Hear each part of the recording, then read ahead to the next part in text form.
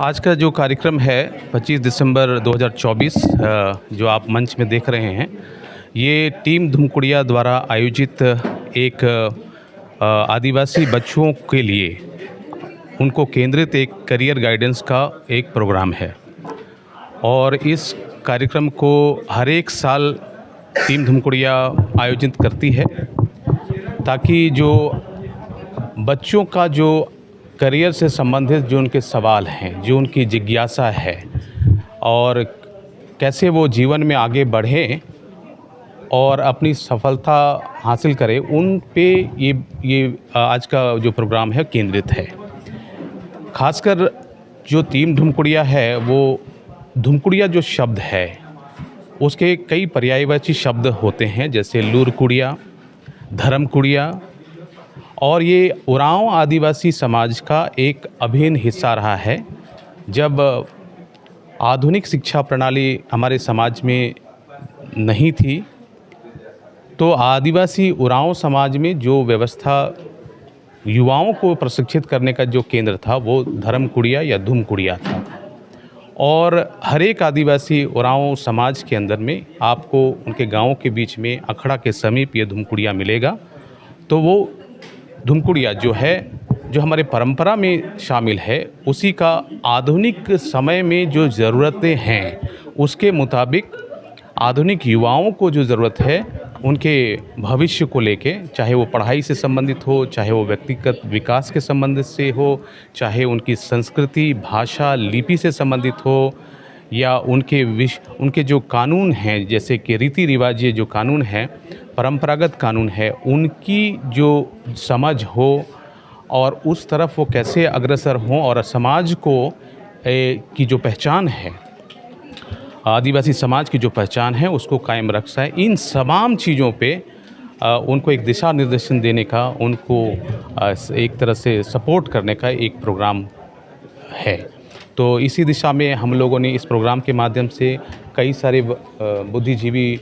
लोगों को बुलाया, जो हर एक क्षेत्र में उन्होंने एक मुकाम हासिल किया। जैसे आपने देखा कि भाषा के क्षेत्र में हमारे डॉक्टर नारायण ओरांव सेंधा जी आए और उन्होंने अपनी बातें रखी जो लिपि से संबंधित थे, क्योंकि लिपि किसी भाषा का रीढ़ होती है। और आप समझ सकते हैं कि संवैधानिक परिप्रेक्ष्य में आप देखेंगे तो हमारी जो भाषाएं हैं, 22 भाषाएं जो हैं 8वीं अनुसूची में जो हैं, उनमें से सिर्फ संथाल और गोंड आपका जो भाषाएं हैं, कुछ भाषाएं हैं जो इस क्षेत्र में हम देखते हैं, तो संथाली भाषा उसमें है। तो क्योंकि उनकी भाषा का विकास हुआ है, इस तरह बहुत सारी भाषाएं हैं जो खासकर आदिवासी भाषाएं जो हैं वो विलुप्ति के कगार में हैं।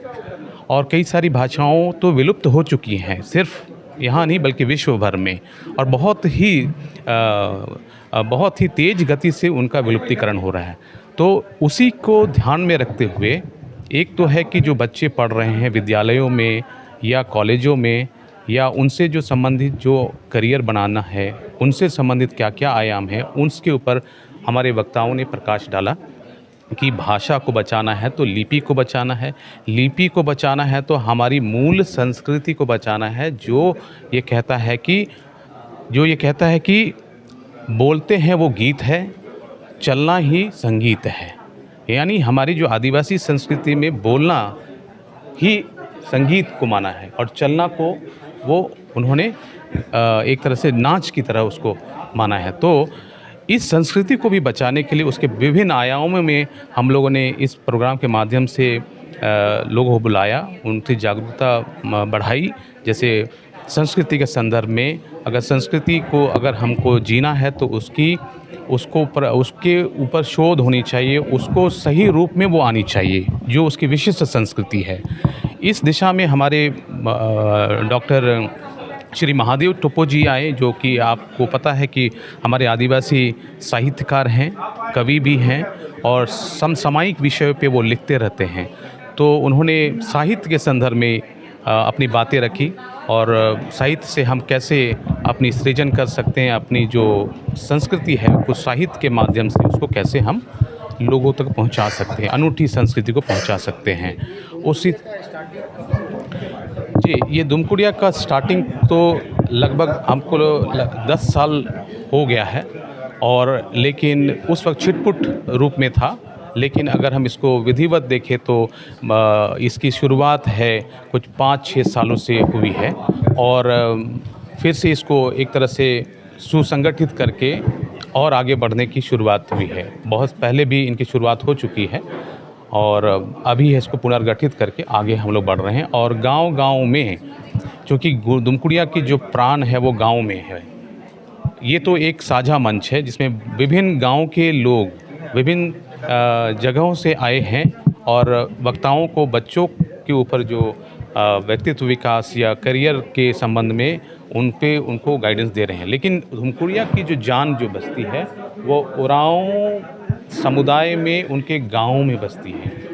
तो उनका जो सही स्वरूप या उनका जो अलख जो जगाना है, ये धुमकुड़िया एक मंच है जो लोगों को प्रोत्साहित कर रही है कि आप अपना धुमकुड़िया, धर्मकुड़िया जो युवाओं का एक केंद्र हुआ करता था, उसको आप जगाइए, उसको संगठित कीजिए और आधुनिक समय में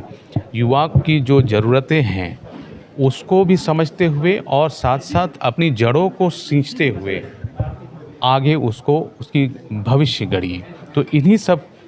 के ऊपर ये आज का कार्यक्रम था और इस तरह से लोगों ने अपने अपने विचार रखे। न्यायिक क्षेत्र से भी हमारे विचार आए कि न्याय के क्षेत्र में भी हमको आगे बढ़ना है और ख़ासकर आदिवासियों के संदर्भ में जो रीति रिवाज है उसको कानून का बल मिला हुआ है, क्योंकि उनकी जो कानूनें अलिखित हैं और बहुत सारी जो कानूनी परिप्रेक्ष्य हैं, चाहे वो जल से संबंधित हो या जंगल से संबंधित हो या ज़मीन से संबंधित हो,